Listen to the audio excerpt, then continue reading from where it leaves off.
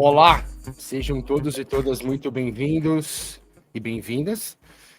Esse é o terceiro episódio do podcast do Ialoceno. Ialoceno é o laboratório com o nome mais legal do Hemisfério Sul, aqui no Capra Institute. A gente reflete um pouco sobre os impactos da inteligência artificial na sociedade, traz perspectivas da filosofia, da sociologia, da história, das ciências humanas de uma forma geral.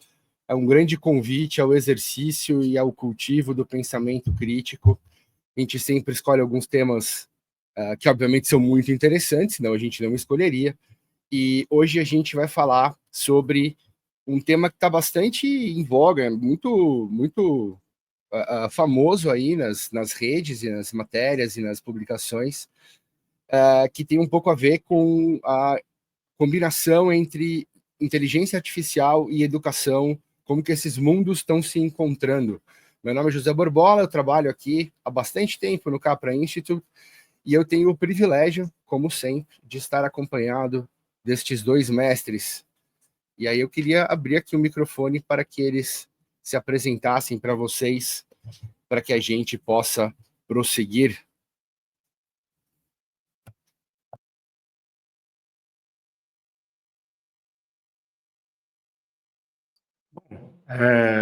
Prazer, e novamente, né, para quem não assistiu os episódios anteriores. Sou Arla, então, e eu acho que a gente está prestes a ver uma nova cor aí, né? Vamos conversar mais sobre isso depois. Meu nome é Ricardo Capra, um prazer estar com vocês aqui novamente, senhores, senhoras que nos acompanham e nos ouvem. E eu acho que falar de inteligência artificial na educação e o papel da filosofia nisso é algo crucial para essa nova geração que vem nativa do artificial. Acho que a introdução por si só já me deixou um pouco ansioso e um pouco mais animado do que eu estava há 2 minutos atrás. A gente sempre começa os nossos episódios fazendo uma introdução, porque a gente sempre trata sobre temas que são complexos, tem muitas camadas, então é sempre importante a gente tentar colocar um pouco no mapa, no nosso mapa mental aqui, alguns conceitos e algumas ideias. E geralmente, para fazer isso, um bom caminho é olhar um pouco para a história dessas coisas, né? Seja para a história do termo, a etimologia do termo, seja para experiências históricas no passado que já foram feitas, enfim, e como que esses conhecimentos todos foram evoluindo e nos trouxeram até aqui. Então, a gente vai falar sobre educação. Para falar sobre educação, a gente também fala sobre ensino e aprendizagem. A gente toma esses termos como coisas, como lugares comuns, mas se a gente colocar a lupa para ver, a gente vai reparar que a coisa não é tão simples assim. Aliás, se a gente colocar a lupa sobre qualquer coisa, a gente vai perceber que nada é tão simples quanto parece. E aí é interessante a gente fazer essa introdução e olhar um pouco para experiências históricas, porque a gente tem uma percepção de educação, a nossa ideia moderna de educação, da escola, dessas etapas da educação, de como que elas funcionam, para onde elas levam, o papel delas na sociedade. Elas certificam, elas ensinam, a gente aprende, tudo isso a gente vai refletir um pouco aqui junto. Mas é legal a gente entender também que já fazem alguns milênios que as sociedades humanas se preocuparam com isso, né? Então, a gente tem um exemplo da China, por exemplo, repetir aqui, coisa que o chat GPT não faria, que já tinha um elemento institucional que era uma espécie de um concurso público para selecionar os melhores, as pessoas mais inteligentes, as pessoas mais bem preparadas das cidades para exercer cargos públicos. Isso há milhares de anos atrás, né? Então, talvez tenha sido a primeira nação, enfim, primeiro país, não sei se naquele tempo tinha conceito de país, mas enfim, a primeira cultura a ter uma ideia desse tipo. E a gente tem também exemplos nas civilizações do Oriente Médio. Então, teve momentos ali do Oriente Médio em que a ideia dos gregos, por exemplo, né, quando Grécia e Egito, quando o Egito estava na frente da Grécia ali na corrida para lugar nenhum, mas os gregos, eles falavam que eles gostavam, eles queriam, se você falasse assim, fiz faculdade, não tinha faculdade, mas é só uma brincadeira, fiz faculdade no Egito, então era como hoje você falar, estudei com o Ricardo Capra, sabe? Ou sei lá, fiz faculdade em Harvard, em Oxford, em MIT, Stanford, seja lá onde for, que seja o lugar que tem essa reputação hoje em dia, né? As contribuições das civilizações do Oriente Médio para as ciências foram inúmeras, inclusive na ocupação moura ali na Península Ibérica, eles trouxeram muita ciência para a Europa, ainda que a gente não fique sabendo disso e parece que só os europeus que inventaram tudo. Dito isso, feito esse panorama histórico, então a gente há muito tempo reflete e oferece modelos e soluções de ensino e aprendizagem e tem ideias diferentes de educação. Para que a gente possa falar sobre educação, ensino e aprendizagem agora, em 2025, com as máquinas e com a inteligência artificial, a gente precisa definir esses termos, ou pelo menos delimitá-los um pouco. E não tem ninguém melhor para fazer isso do que o nosso grande mestre Arlan. Então, Arlan, ajuda a gente a navegar nesse mar obscuro. Bom, ninguém melhor é forte, né? Eu indicaria alguns nomes, mas para o que temos hoje sou eu, então eu vou tentar fazer esse trabalho aí. Mas eu acho que essa tua abordagem inicial, Zé, ela é muito importante para a gente definir que quando a gente fala de educação é muito amplo, né? Eu poderia pegar a educação e dividir ela em várias camadas diferentes, né? Eu acho que algumas camadas que a gente tem que dividir, muito importantes, são, primeiro, quem eu estou educando, então falando do estudante. Segundo, falando sobre estrutura, porque uma coisa é eu ser um grego que aprende numa ágora ao céu aberto, e outra coisa é eu ser um estudante universitário do século XXI que aprende no ar-condicionado dentro de um prédio. Tem uma diferença brutal nisso. Terceira coisa, os agentes da educação, né? Quem é que está envolvido nesse processo educacional? A gente chama isso de comunidade escolar, né? Porque em determinado momento foi um tutor que era responsável integralmente pelo aluno e outro momento era toda uma cidade que se dava e se esforçava no intuito de educar aqueles jovens. Então isso também é muito relevante para a gente analisar quem que vai estar atuando. Depois a gente também fala sobre o que é a aprendizagem em si, né? O conceito de aprendizagem, né? Como o nosso cérebro aprende e como ele funciona nesse processo de aprendizagem. Isso também é importante de ser compreendido. E eu não vou tentar falar sobre vestibular, mas eu vou falar sobre a transição da fase jovem à adulta e essa transição educacional, porque vestibular, por si só, já é um tema que daria também um novo episódio, né? Dada a quantidade de informações que nós hoje podemos fornecer e receber de IAs e como elas podem, né, triangular esses dados. Para saber mais sobre dados, Instituto Capra, mas brincadeiras à parte, a gente está falando sobre dados e maneiras de acesso à universidade.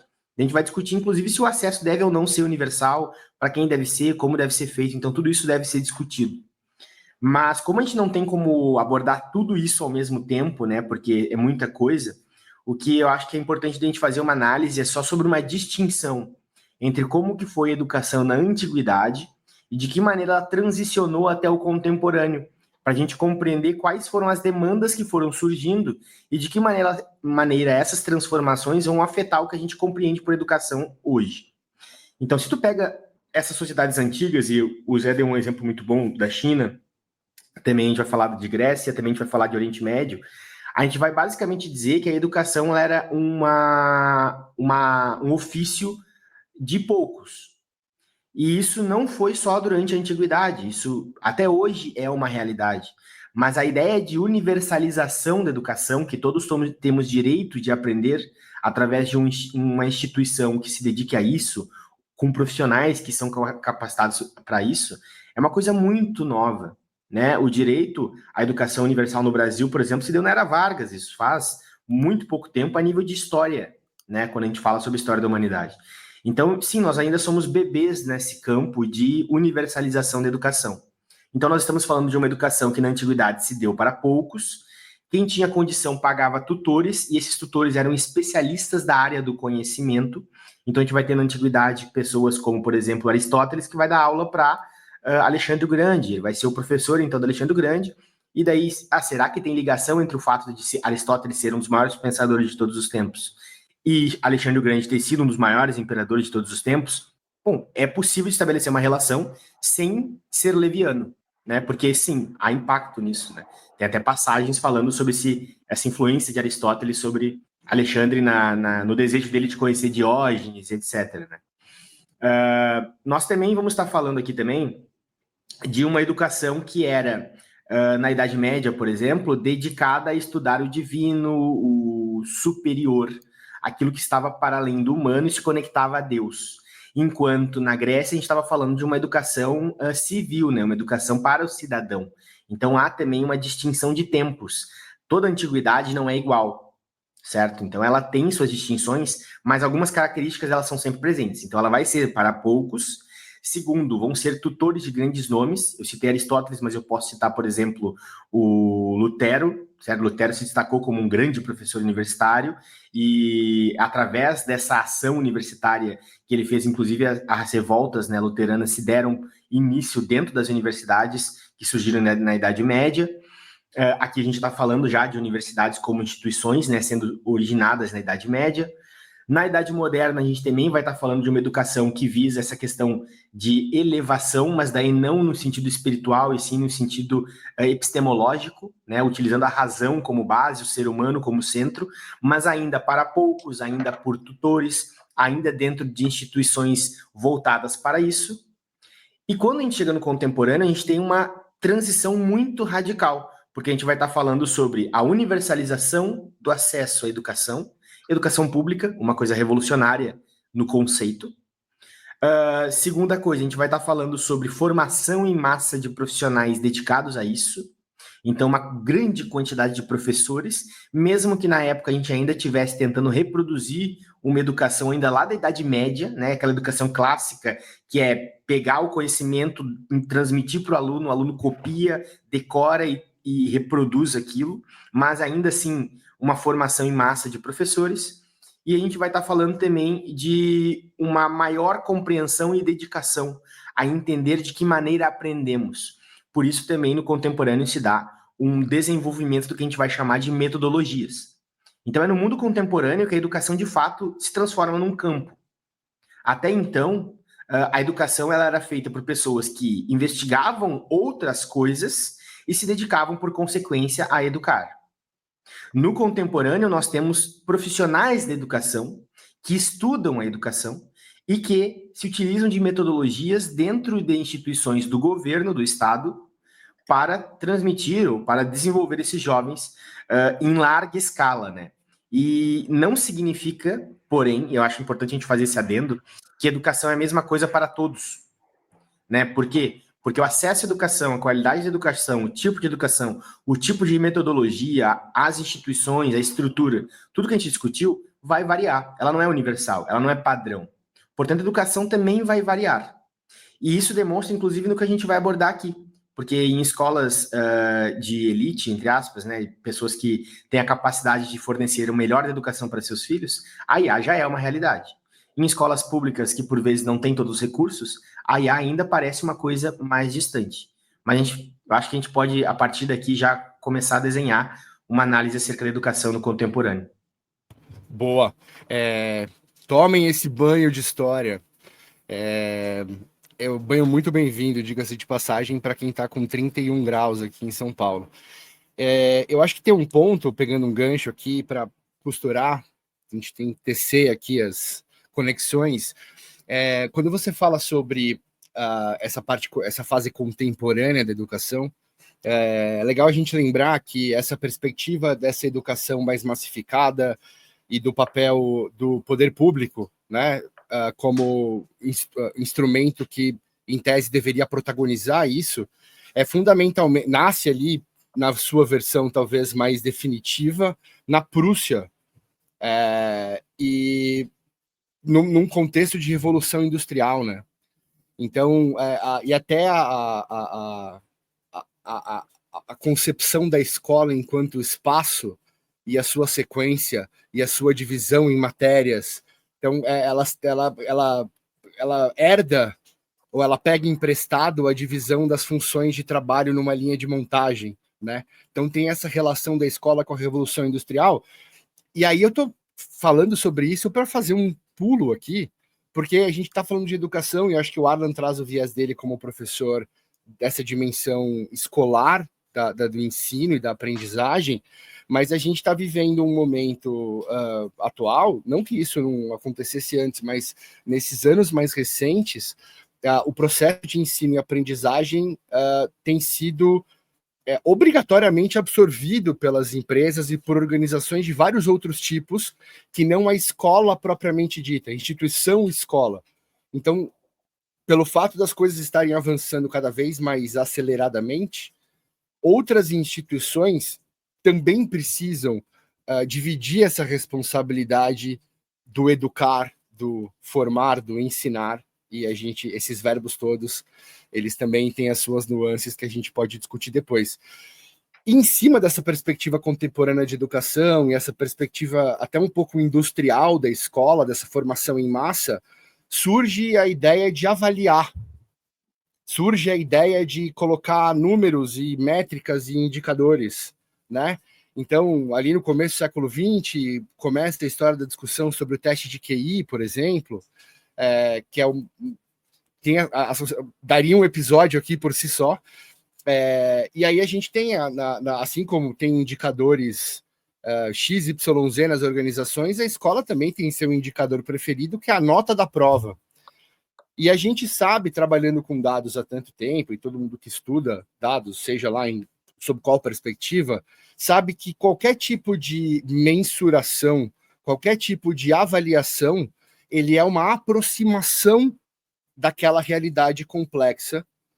E para que você consiga computar uma realidade complexa, para que você consiga medir, você precisa de um modelo que simplifique e torne essa complexidade computável. Isso significa que aquele indicador está medindo alguma coisa, mas ele não capta tudo. Então, tem coisa que está dentro daquele número que a gente olha e tem coisa que está fora daquele número que a gente olha. Isso é talvez uma intersecção muito interessante, ainda que em dimensões muito diferentes, entre a instituição escola e a instituição empresa, entre aspas. E aí não tem ninguém melhor do que o Capra para entrar um pouco nessa discussão, porque é um especialista no tema, trabalha há bastante tempo ajudando as organizações a saberem aprender e a avaliar o que estão fazendo. E eu acho que aqui a gente está numa zona cinzenta em que a educação ela deixa de ser monopólio da instituição escolar enquanto espaço físico e ela se distribui para outros espaços e para outras instituições. Então, Capra, você trabalha há mais de 20 anos com isso, você ajuda as organizações a aprenderem sobre dados, a aplicarem esses aprendizados, a avaliarem melhor o que fazem, a repensarem as suas definições de sucesso. Então, mergulha aqui com a gente nessa piscina de gelo. A piscina de gelo é muito bom. Eu estava ouvindo o professor Arlan e para deixar o registro, né? Como é bom ter um professor de história, porque ele organiza a história em 4 minutos falando, né, e roteiriza a partir da onde a gente deve começar a conversa, porque a gente não precisa voltar antes, porque o professor de história já classificou a informação. Porém, isso é uma lente deste professor. O que eu quero trazer com isso a gente tem um recorte da história, né, para falar sobre isso. E eu aqui, obviamente, não estou questionando a história que foi contada, e sim que, na verdade, em todo momento de educação, a gente sempre entendeu como um download de conhecimento para as pessoas que estavam dentro da sala. Então, é como se eu pegasse um banco de dados do conhecimento que eu tenho disponível para uma criança ou para um jovem de ensino médio, e eu descarrego essa informação para aquele grupo para eles se prepararem para a vida. Esse é o contexto, né? Coisas que eles deveriam ter como base para aprender para a vida. Quando eu fui entrar no mercado de trabalho, eu passei por essa fase, obviamente, e fui para o mercado de trabalho, né? Fui direto a empreender na área de tecnologia, e aí eu cheguei lá e vi que a base de conhecimento que eu precisaria era uma nova base. Ou seja, a minha base de conhecimento até aquele momento, educacional, de formação de conhecimento, ela me trouxe subsídios importantes, aqui não tem nenhum questionamento quanto a isso, porém, eu precisava de uma nova base para estar no mercado de trabalho. Tá? Eu tinha que, os skills, as coisas que eu aprendi, não eram a realidade do que estava acontecendo no mercado, elas estavam em outro tempo, elas poderiam ser aplicadas como modelos matemáticos, o conhecimento da história, eles dão subsídio. De novo, não tem crítica sobre, nesse ponto da minha conversa, sobre o modelo educacional. Porém, eu precisava fazer download de uma nova base de dados que eu não conhecia até aquele momento. E aí o mercado corporativo é isso, né, Zé e Alan? A gente chega lá para trabalhar em qualquer empresa e a base de conhecimento daquela empresa sobre o mercado, sobre a área de atuação, sobre a tua atuação dentro daquela empresa é uma base quase que inédita, ou quase que isolada para aquela área de conhecimento, até porque isso é um fator de competitividade da empresa. Então, tu chega lá, ela precisa fazer um novo download para ti de conhecimento. Em cada empresa ou etapa da tua vida que tu vai passando, tu vai recebendo esses downloads de conhecimento. Tu chega lá e recebe uma nova base de dados, e todas elas fazem parte do teu processo de educação de alguma maneira. E aí, como o Alan falou super bem aqui, a gente pode questionar, não, mas espera aí, uma metodologia mais eficiente que a outra, eu posso ter uma educação, uma aprendizagem baseada em projeto, outra aprendizagem baseada em sala invertida, outra aprendizagem baseada em roteirização de conteúdo, em exposição de conteúdo, todas elas são válidas e têm momentos específicos. Porém, a base de conhecimento que nos é dada, ela é sempre um recorte. Por que eu estou voltando nesse ponto?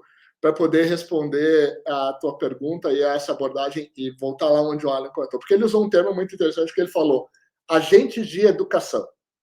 E os agentes de educação são comunidades escolares.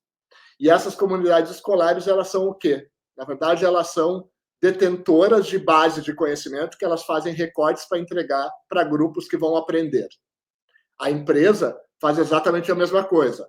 Ela pega bases de conhecimento específico, faz recortes e entrega. Para a área de vendas, eu vou entregar esse bloco, para a área de recursos humanos, eu vou entregar esse outro bloco, e eu vou entregando em silos de conhecimento sobre tudo. E aí vou voltar lá nas disciplinas, história, geografia, o jeito que a gente aprende tudo. Porém, e aí que chega o ponto, as bases de conhecimento estão integradas e disponíveis numa coisa chamada internet. No momento que a gente entra e navega num mundo de internet, todas aquelas bases de conhecimento que estavam restritas a livros e entregues em disciplinas específicas estão disponíveis numa base única no mundo. A gente acessa artigos científicos, base de dados de todo mundo, sistemas de conhecimento sobre tudo que está acontecendo no mundo em tempo real. Mais do que isso, para acessar isso, eu não preciso mais de um agente de educação, eu posso fazer isso com um agente artificial. Eu posso pegar um sistema de inteligência artificial e acessar as bases de conhecimento. E aí eu converso com essas bases de conhecimento sobre tudo. Ou seja, o meu intermediário para acessar o conhecimento e aprender mudou.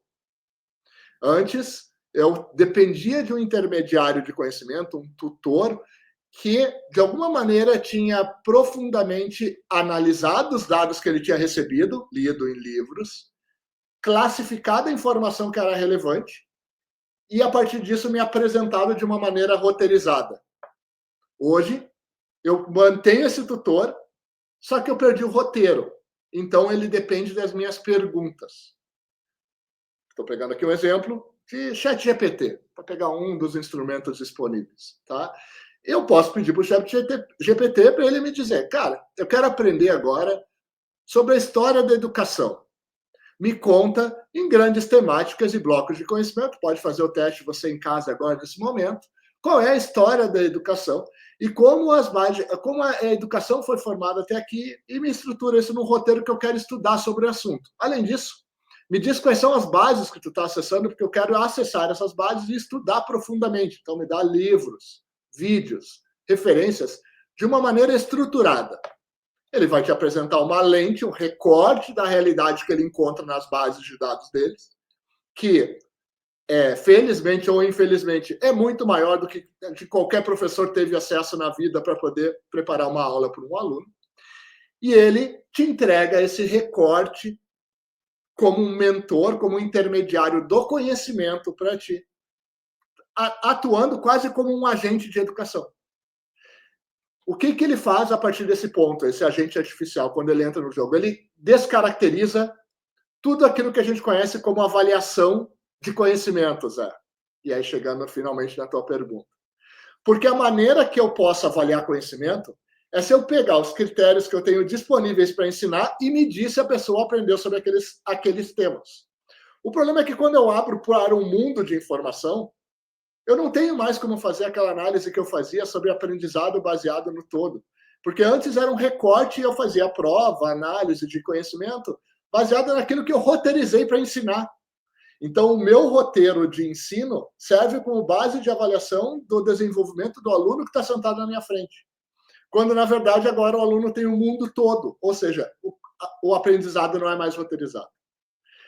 O que está acontecendo das empresas, e Arlan, nesse momento, é que isto virou uma realidade tão grande, né, que a gente descobriu uma palavra chamada reskilling, né, que é a necessidade da gente atualizar habilidades e ressignificar habilidades e, na verdade, atualizar as nossas habilidades a todo momento. E essas habilidades se atualizam todos os anos, em razão das novas tecnologias, dos novos recursos. E as empresas estão apavoradas com esse processo. Porque eu trago alguém para dentro da minha empresa para trabalhar na área comercial, eu tenho um recurso de informação, base de conhecimento disponível abundante, e quem vai aprender o roteiro que o executivo de vendas, a vendedora vai apresentar dentro da empresa, é um roteiro que ela mesma vai desenvolver, mas ela precisa se atualizar todos os dias. Então, eu acho que a educação, o modelo de ensino e de aprendizado que a gente até agora conhece, ele já foi ressignificado algumas vezes e agora ele ele não é mais roteirizado.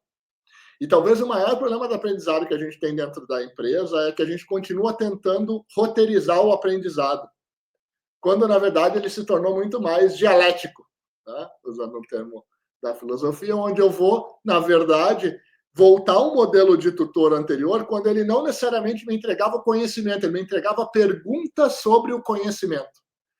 Tá? E aí vamos voltar lá em Sócrates, Platão, onde não era sobre a resposta que ele ia dar na hora que ele estava dialogando sobre um determinado tema, era sobre a pergunta que ele faria sobre aquilo, e a partir disso faria que tu buscasse o conhecimento. Então, o papel do tutor não seria fazer perguntas e não fazer recortes de respostas para apresentar, né? Então, talvez esse seja o ponto que a gente está agora, né? Um tutor que nos questiona a fazer mais perguntas, e aí colocando o tutor como um papel humano, de uma liderança de uma organização, de um professor, de uma professora, que nos provoca, olha, o caminho sobre esse tipo de conhecimento é tal.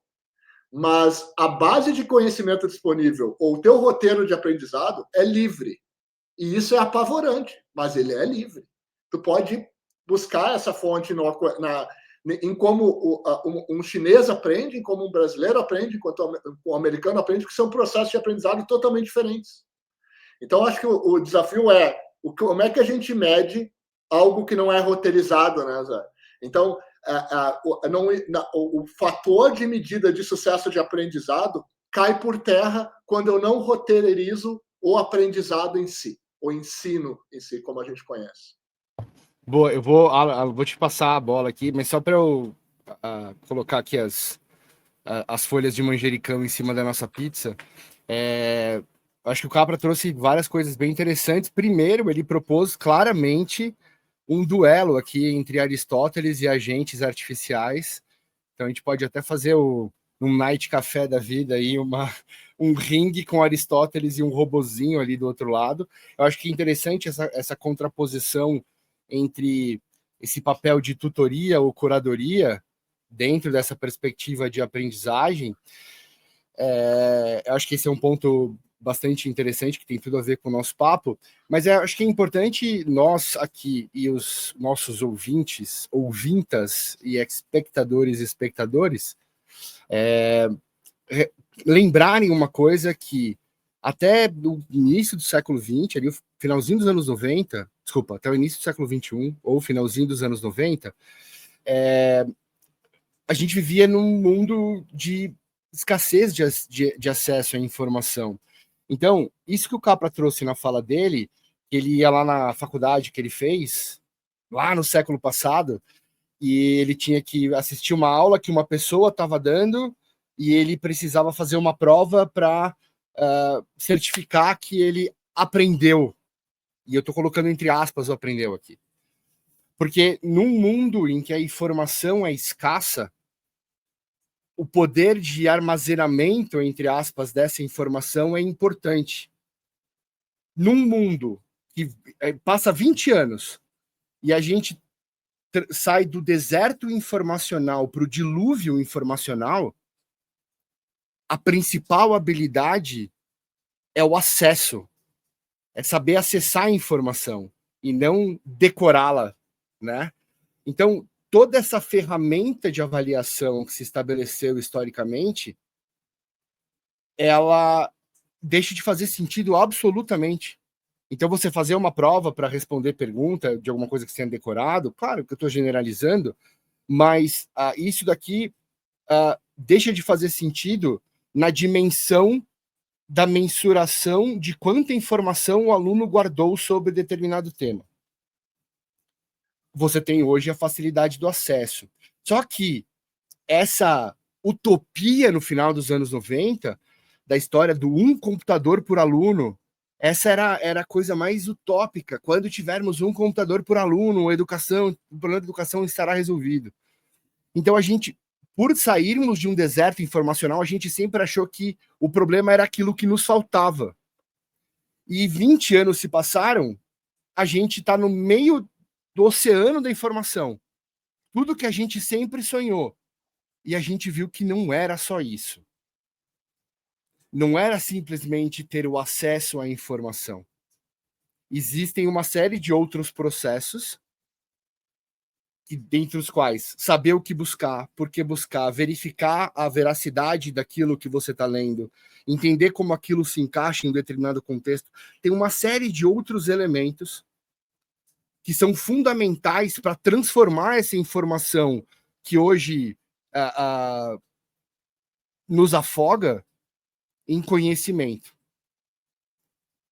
E aí, eu acho que é um ponto que o Capra está trazendo, que é um ponto bastante interessante, quando ele fala que cai por terra o jeito da gente avaliar, cai por terra totalmente o jeito da gente avaliar. Agora, o que a gente tem é uma questão de curadoria e tutoria. Ainda existe um espaço, mesmo nesse mundo de explosão informacional, entre pessoas que talvez estejam mais preparadas, seja lá o que isso signifique, mas para saber o caminho que conecta as informações para que elas tenham sentido, para que elas se tornem conhecimento, e para ajudar as outras pessoas a percorrerem, a subirem um pouco essa montanha, até que então estejam preparadas para fazer isso sozinhas. Também entre aspas, porque tudo isso vai ter uma camada de subjetividade. Então, o que Aristóteles fez com Alexandre o Grande lá atrás foi um pouco isso. Olha, ele tem muito menos... A base de dados de Aristóteles é infinitamente menor do que a do ChatGPT. Mas ele produziu Alexandre o Grande. O ChatGPT me parece bem distante de produzir uma figura histórica tão importante. Por quê? Porque a natureza do processo de curadoria e tutoria, só para reduzir aqui a dimensão da nossa conversa e deixar o escopo um pouco mais fechado, é radicalmente diferente entre o papel de um humano e o papel de uma máquina. Não estou fazendo juízo de valor, eu estou dizendo que a natureza desses processos são diferentes. E para passar a bola para o Alan, eu li no LinkedIn, acho que ontem à noite, um post que me deixou profundamente afetado, assim. Vou só falar uma frase. Abre aspas para o autor. Sabe quando você quer aprender aquele assunto um pouco mais complexo? Aí você lê uns 3 textos, vê uns 2 vídeos e percebe que você ainda não entendeu muito bem? Eu vou te ensinar a fazer um prompt criativo para o chat GPT responder para você. Aí eu pensei, o mundo acabou. O que você acha, Arlan? Eu acho, na verdade, que a gente está chegando num ponto muito crucial, assim, da questão da educação contemporânea, né? Eu acho que tanto a tua fala quanto a do Capra, assim, elas são, para mim, fortalecedoras, né? Elas não são, como é que eu vou querer dizer? O que a gente lê e desenvolve de mais contemporâneo possível na educação compreende a IA como uma aliada e não como uma inimiga. Isso é muito importante da gente perceber, porque a gente vai entrar em vários tópicos. Eu acho que o Capra ele abordou vários pontos que eu acho que todos eles são relevantes, porque todos eles culminam em algumas questões, né? Para introduzir isso, né? Eu estava conversando esses tempos, essa semana, inclusive, com a minha colega de escola, a professora Rafaela, e a gente começou a se questionar, né? Será que o professor é mesmo indispensável? Se a IA se desenvolver mais e como tem se desenvolvido? E a gente começou a colocar pontos. Tem isso, e cada um dos pontos que a gente botava, a gente descartava. Ia descartando, até o ponto que a gente falou, olha, eu não sei se o professor é realmente indispensável. E daí eu fiquei preocupado, né? Porque, né? Por uma questão de realmente de querer comer, né? E ter um salário, né? E se a IA vai roubar o meu emprego, talvez a gente vai ter um episódio ainda sobre isso. Então eu fui para casa e peguei alguns autores que eu tenho como base para minha maneira de ser como professor. E eu peguei, vou falar alguns nomes aqui, não necessariamente precisa pesquisar todos, mas são nomes contemporâneos e relevantes, né? Eu peguei Paulo Freire, que é um educador muito contemporâneo que eu gosto muito. Peguei John Dewey, que é um educador norte-americano também muito relevante na área da educação. E um último que eu gosto muito, que é o Edgar Morin. E eu percebi que todos eles não veem a educação como inimiga, a IA como inimiga da educação. Pelo contrário, muitos desses autores são defendidos como grandes nomes da educação e são mal aplicados nas escolas, porque até o momento, o que eles propõem como modelo educacional não possuía as ferramentas necessárias. Porque tanto Paulo Freire, quanto John Dewey, quanto o Morin, eles vão falar sobre uma autonomia do aluno, sobre uma capacidade do aluno, de maneira responsável, autônoma e crítica, desenvolver os saberes. E daí aqui eu vou usar uma definição que eu gosto, porque é minha, mas enfim, é uma tentativa de aglutinar as definições de educação desses educadores, que a aprendizagem ela pode ser definida como o apropriar-se de um conhecimento ou ferramenta que te capacitam para compreender e transformar a natureza. Então eu posso pegar qualquer coisa que eu aprendo e colocar dentro dessa definição, que é algum tipo de conhecimento ou capacitação para que eu consiga compreender a minha realidade e manipulá-la, né? Lidar com ela. A questão é, percebam que em nenhum momento eu falei sobre conteúdo. Eu não estou falando sobre matéria, eu não estou falando sobre componentes, sobre currículo. Eu estou falando sobre a capacidade do aluno de aprender. E eu acho que conforme as escolas se desenvolvem, e daí vem isso que o Capra comentou, né, sobre esse escopo de conhecimento, e de fato hoje é quase desesperador, né, aquela ideia de Sartre, né, de que a liberdade é desesperadora, porque tu vê tanto conhecimento, mas tanto conhecimento, que tu fica desesperado de por onde começar, te dá ansiedade de querer saber como fazer. E a IA, ela possibilita o que a internet vislumbrava como uma possibilidade, mas ainda era muito escassa, que é a possibilidade de tu ter qualquer informação na tua mão em um estalar de dedos. Isso é fantástico. É uma coisa tão incrível que se a gente tentasse explicar isso para uma pessoa que viveu 200 anos atrás, 100 anos atrás, ela provavelmente não ia compreender o que a gente está falando. E a IA, ela nos dá essa possibilidade. E esses educadores parece que são tão revolucionários, eu penso que teóricos revolucionários são revolucionários justamente porque eles conseguem prever coisas com tamanha precisão que se tornam uma referência em determinado pilar. Eu penso que esses educadores que falam sobre autonomia... Eu acho que alguma IA usou o Alan ali. Pera aí, Alan, mas tá... Acho que você Pronto, voltou agora. Vejo sua mão Voltei? mexer. Agora está ótimo. Pode Tá, continuar. desculpa. Eu penso que esses autores são revolucionários porque eles estavam prevendo um aluno da IA. É o aluno da IA, o aluno responsável, porque ele entende o impacto que tem as suas ações, inclusive sobre si mesmo. Porque todo mundo sabe que copiar uma atividade e entregar ela do GPT, tudo bem, tu vai tirar uma boa nota, mas a questão é, será que de fato tu conseguiu o que tu queria, que era aprender a aprender? Se tu não conseguiu, então o objetivo não foi alcançado. Então eu tenho que avaliar de outra maneira. E daí entra nisso que a gente está falando, né? Sobre avaliar o quão autônomo e capaz de pesquisar ele foi, e não de fato o resultado que ele encontrou. De repente, uma maneira nova de executar um processo. Ó, tem alguma IA comunista querendo acabar com o Alan aqui. Alan, vou só pegar aqui um pouco para passar para o Capra e depois você volta e entra no jogo de novo aqui. Capra, o Alan estava falando um pouco sobre todos esses benefícios. Eu acho que vocês têm uma perspectiva alinhada de alguma forma, assim, essa intersecção entre essa simbiose entre a IA e a aprendizagem, a educação e tal.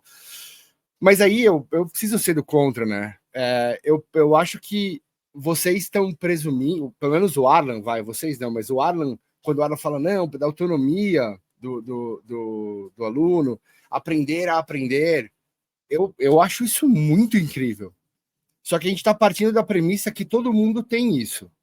E eu acho que faz parte do processo educacional cultivar isso no aluno, e a maneira como o processo educacional se dá extirpa isso do aluno, desde o começo. Porque, basicamente, o que você é avaliado é a nota da prova, ou o teste que você fez na empresa, se você passou ou não, ou o vestibular. Então, quando essas coisas deveriam ser métricas, essas coisas deveriam ser elementos que nos ajudassem a entender como determinada dimensão do processo de aprendizagem está evoluindo. Mas a nota se tornou uma meta e nos ensina, nosso grande amigo economista inglês, que chama Lady Goodhart, quando uma métrica se torna uma meta, ela deixa de ser uma boa unidade de medida. Então, basicamente é o seguinte, se você tira uma boa nota, você vai passar de ano. Se você trapaceou para tirar uma boa nota, a nota ela se tornou a parte pelo todo. É a metonímia da educação, sabe? Mas aí eu acho que tem um ponto que eu queria trazer nesse aspecto, que eu concordo que uma pessoa com todas essas faculdades cognitivas e presunções que vocês fazem vai fazer um bom uso da IA. Eu tenho certeza disso. Como vocês gostam de IA e vocês leem livros, entende? Então, eu acho que tem um aspecto, um certo viés do perfil de vocês. Quem dera a gente tivesse uma sociedade capaz de produzir pessoas como vocês, que certamente são pessoas que vão fazer bom uso dos superpoderes da IA. E o que a gente precisa entender a gente está pelo menos numa fase da história em que a gente tem muita gente que tem uma perspectiva meio utilitarista e ferramental, vou fazer o curso. Quanto que eu tirei de nota? Eu quero, sabe assim, me dá a ferramenta. Tá bom, bicho, eu vou te dar a ferramenta mais moderna para você arrumar uma televisão de LED. Não vou te ensinar sobre a natureza das televisões de LED, mas essa chave de fenda de laser é a melhor do mundo. E se você perguntar a chave de fenda, você encaixa nesse parafuso? Ela vai falar, sim, eu encaixo. Arruma uma TV. E eu acho que o trabalho que o Instituto faz há 20 anos é trazer o problema e a natureza do problema e a reflexão e o pensamento crítico sobre o problema para a mesa que vai receber as ferramentas.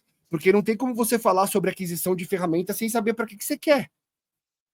Certo? Os humanos não lascavam pedras infinitamente durante 100 anos de vida ao léu. Cara, eu fiz uma pedra, tentei matar aquele mamute, essa pedra não entrou. Deixa eu fazer uma flecha um pouco mais pontuda, sabe? Então, a relação entre a ferramenta, o recurso, tem a ver com o lugar onde você vai, os contextos dentro dos quais você vai aplicá-los. Eu acho que soltar as pessoas ao mundo com uma ferramenta super poderosa é você colocar uma criança de 3 anos para dirigir um ônibus espacial, sabe? E aí vem esses comentários dessas pessoas desprovidas de muita coisa, que se eu falar, a gente vai até o final do episódio e vocês não falam mais, que escreve um negócio assim, que me fez quase ir pro pronto-socorro na madrugada, dizendo, sabe quando você quer aprender uma coisa complexa e você lê uns 3 textos e vê uns 2 vídeos? Gente, então, tá vendo como as pessoas, o nível que a gente tá, e assim, dá uma coisa muito poderosa para pessoas que estão nesse nível, para mim é o lugar de preocupação.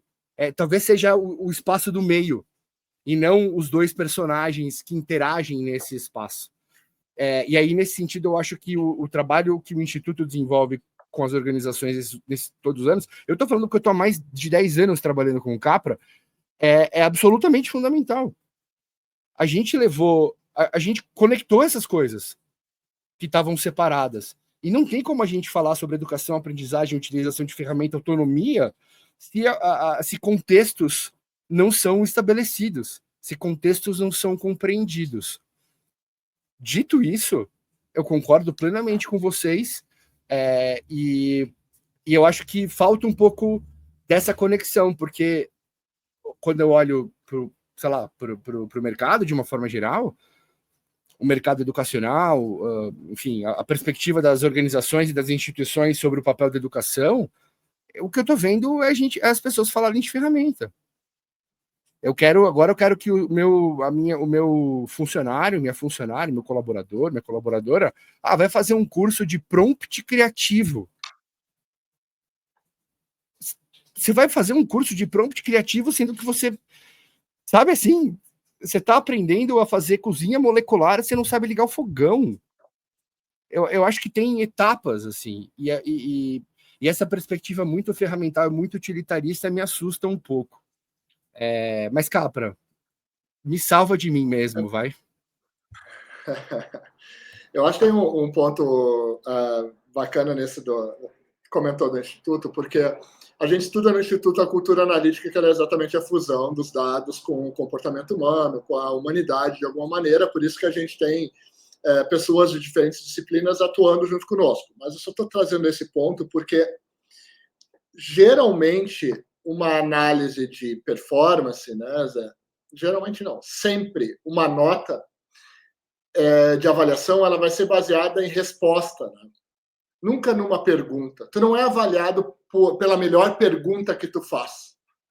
Tá? Tu vai pegar, eventualmente uma avaliação de um texto, uma interpretação de um texto, que tu vai conseguir retirar um pouco disso de maneira não linear, não tão objetiva, mas, de forma geral, tu vai fazer uma avaliação baseada de nota, baseada em respostas. E aí eu queria trazer, pegando esse ponto, porque no Instituto a gente acaba trabalhando muito a ideia do pensamento analítico, que é essa fusão do pensamento computacional com o pensamento crítico para a abordagem de perguntas, para a exploração de temas, a exploração de assuntos baseado em perguntas. Então, é uma coisa que a gente sempre provocou muito em todos os processos. Porém, tem 3 maneiras de fazer isso, tá? Uma delas que é baseada em framework, né? E o framework ele é uma roteirização de aprendizado. Então, um framework, colaboradores da empresa X, vocês têm que aprender um determinado processo, preencham as caixinhas, e em coletivo vocês vão fazer isso, vão ter um aprendizado até o final. Seguindo o framework, vocês vão ter um aprendizado coletivo sobre o tema. Beleza. Roteiro, ele só tem uma forma diferente. Ao invés de entregar um livro, eu entrego uma forma para ser ocupada. Tá? Um pouco da metodologia, de um exemplo de uma metodologia daquilo que o Alan falou na introdução. Hoje você tem várias metodologias. Eu só queria te interromper rapidinho, só para que você... Esse seu exemplo do framework é muito bom, mas eu queria que você abordasse, se é que você já não pensou nisso, e eu estou te atrapalhando, para falar como surge esse framework. Como que o Instituto chegou nesse framework para fazer isso que você está nos explicando agora? Porque eu acho que isso é um elemento muito importante para a nossa conversa. O framework, essa forma, ele acaba sendo desenvolvido em cima de perguntas recorrentes. Então, ele baseado nas perguntas que sempre se repetem, tu cria uma estrutura de coisas que precisam ser respondidas. E isso não é muito diferente, como tu acabou de dizer, da roteirização da educação. Tá? Então, assim, aqui, e por isto, o framework é um instrumento que mais funciona dentro do processo educacional tradicional. Tá? Porque, e aqui estou falando corporativo, tá? Mas vamos copiar isso para a escola. Por isso que o livro escolar tradicional, roteirizado, é o que mais funciona, tanto para o professor, para a unidade de medida dele, que são as respostas, quanto para o aluno que se acostuma com aquele padrão de receber roteiros e preencher as lacunas. Tá? Então, ele é baseado em preenchimento de lacunas. E o framework ele é feliz dentro do processo de educação corporativo, porque ele faz aquilo que as pessoas já sabem, preencher lacunas. Tá? Então, eu acho que por isso que ele funciona bem. Porém, eu queria trazer um segundo modelo de aprendizado num experimento que eu e o Arlan fizemos junto com alunos de ensino médio. Tá? A gente pegou um instrumento que a gente criou, tá, Zé? E um instrumento chamado, não por acaso, Socrates AI. A gente criou uma inteligência artificial baseada nos livros de Platão, que tu poderia dialogar no idioma não, mas na linguagem original com Sócrates. Eu conversei com ele. Tu conversou com ele, muito bem. E o Sócrates, ele é uma figura estranha na concepção de aprendizado tradicional. E os alunos trouxeram exatamente esse feedback. A gente fez o diálogo, eles conversaram com o Sócrates durante a aula. Ele é um agente de chat GPT, tá, gente? Então, a gente educa ele com os livros de Platão, que tem os diálogos de Sócrates, e ele traz na mesma abordagem esse diálogo com quem ele está dialogando, naquele caso, o aluno que era o nosso experimento, ou aqueles que estavam tendo aquela convivência com o IA naquela entidade Sócrates. Tá? Por que eu estou trazendo essa abordagem aqui? Tá? Porque o que mais incomodou os alunos, eles disseram isso para a gente, está aqui o Arlan, para não me deixar mentir sozinho, o que mais impressionou os alunos é que eles ficaram incomodados com o fato de que ele não dava respostas. Ele não traz resposta, ele só faz perguntas. A gente dialoga sobre amor, a gente dialoga sobre sentimentos, e ele busca nas bases de conhecimento dele, e no fim ele me faz uma pergunta. E eu queria uma resposta para saber o que é o amor, e não uma nova pergunta para aquilo. Tá? Então, por quê? Porque o aluno, no modelo educacional tradicional, o profissional, dentro do modelo corporativo tradicional, ele quer a resposta. Então, o que nos permite, eu estou trazendo essa influência da inteligência artificial para a gente dialogar no formato tradicional, é que o chat GPT padrão, ele não faz isso, ele sempre vai te entregar respostas. Então, ele é cômodo, porque tu chega lá e ele trabalha de uma maneira tradicional de responder as perguntas. Porém, quando tu aborda o aluno, e aqui o aluno pode ser um profissional, uma criança no ensino, né? Educacional tradicional, né? E aborda ele com novas perguntas, isso tira essa criança, esse indivíduo, essa pessoa, da sua zona de conforto, porque é muito difícil tu trabalhar com novas perguntas. Ele te tira de um ponto, não, mas espera aí, então, não existe necessariamente um certo. Tá?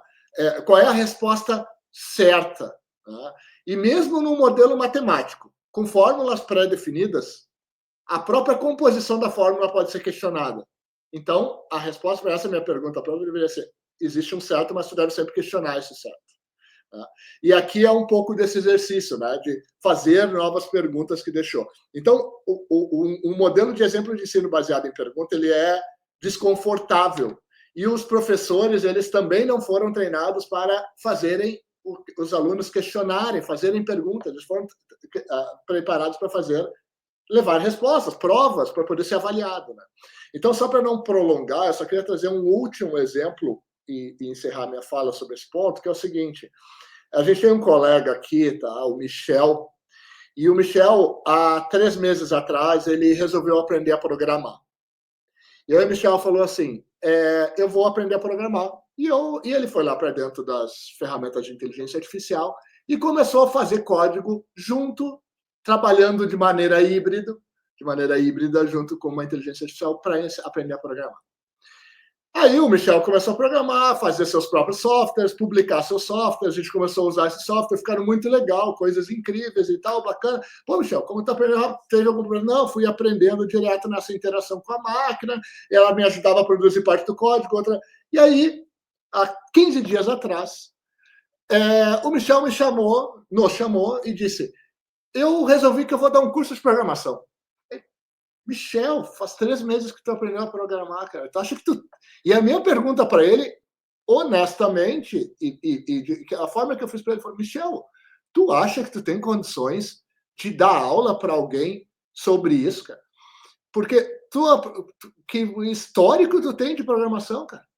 Há 3 meses atrás tu não programava. E aí o Michel me deu uma resposta muito interessante para essa abordagem. Ele disse: cara, se eu aprendi a programar em 3 meses num recurso totalmente diferente, quem que sabe programar através desse recurso que eu utilizei? E ele traz uma abordagem muito certa. Esse modelo de aprendizado que ele usou para isso é inédito. Claro, tem muitos Michels juntos, né, vivendo, mas o Michel é um exemplo dentro do mundo atual, mas é inédito. Ele aprendeu de uma maneira não roteirizada. E isso que ele tem para ensinar, as pessoas não sabem. Então, e isso é uma provocação, claro, e aqui eu não estou dizendo que é o melhor programador, que o código é o melhor, que não tem outras formas de fazer, é só porque tem uma nova forma de aprendizagem disponível que é baseada na curiosidade e na pergunta. E que isso não necessariamente é roteirizado. Esse é meu ponto de fechamento aqui, tá? Porque o Arla, né, que eu vi que estava para falar aqui, porque eu acho que para mim a questão é aquilo que a gente entende como professor, professora, mudou. E o professor, professora está sendo formado da maneira tradicional. Então, ele não entendeu ainda. Não é culpa dela, nem dele, é porque está em mudança. Então, a professora e o professor do Michel, nesse exemplo que eu trouxe, tá? Ou a professora e o professor do aluno que conversou com o Sócrates IA, é um elemento estranho dentro da sala de aula, porque ele é um código. Isso é estranho. Esse é o ponto para mim. A gente está vivendo um momento de educação que é estranho. A estranheza, essa estranheza é que gera o que a gente está falando e trazendo aqui para essa discussão agora. Tá? Alan, eu acho que você tinha caído aquela hora, então usa uns minutinhos para falar para a gente já nos caminhar aqui para a triste despedida que a gente vive essa dor ao final de cada episódio, mas manda bala aí. Primeiro 1 hora parece tempo, mas é muito pouco, né? A gente não chegou nem na superfície do que a gente quer discutir, né? Mas eu acho que a conversa foi boa. Eu acho que o Capra agora falou exatamente o ponto que eu ia terminar ali meu raciocínio e acabou não conseguindo, né? Que eu falei que nós temos ali os pensadores revolucionários e nós temos uma ferramenta que permite esses educadores fazerem o que eles pretendiam fazer. Mas entre isso e isso há um vácuo. Entre a teoria do educador revolucionário e a ferramenta que possibilita sua prática, há um vácuo de formação. Há um vácuo por uma certa resistência da comunidade escolar, que é o paradoxo da educação, né? A educação é para ser uma coisa sempre nova e sempre renovável, e há um processo de conservadorismo dentro da educação, o que para mim é totalmente paradoxal. E esse movimento de resistência, ele acaba formando professores que não dominam nem a ferramenta, mas recebem a teoria dos teóricos.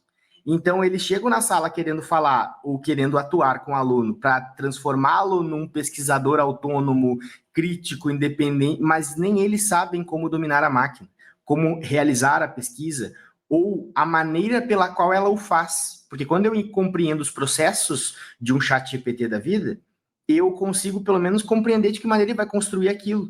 E eu também consigo lidar com isso.